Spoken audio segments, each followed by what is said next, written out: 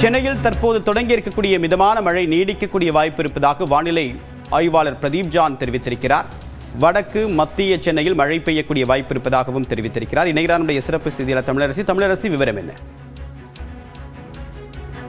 தேவப்பிரியன், தென்மேற்கு வங்கக்கடல் மற்றும் அதை ஒட்டி இருக்கக்கூடிய இலங்கை பகுதியில் நிலை கொண்டுள்ள காற்றழுத்த தாழ்வு பகுதி காரணமாக சென்னையில் அவ்வப்போது விட்டு விட்டு மழை பெய்து வரக்கூடிய சூழல் என்பது இருக்கிறது. இந்த நிலையில் தனியார் வானிலை ஆய்வாளர் பிரதீப் ஜான் வெளியிட்டிருக்கக்கூடிய எக்ஸ் வலைதள பதிவில் சென்னையில் குறிப்பாக வட சென்னை மற்றும் மத்திய சென்னை பகுதிகளில் அதாவது ஷாப்பில் ஒரு கனமழை இருக்கும், அவ்வப்போது மழை பெய்யும் என குறிப்பிட்டிருக்கிறார்.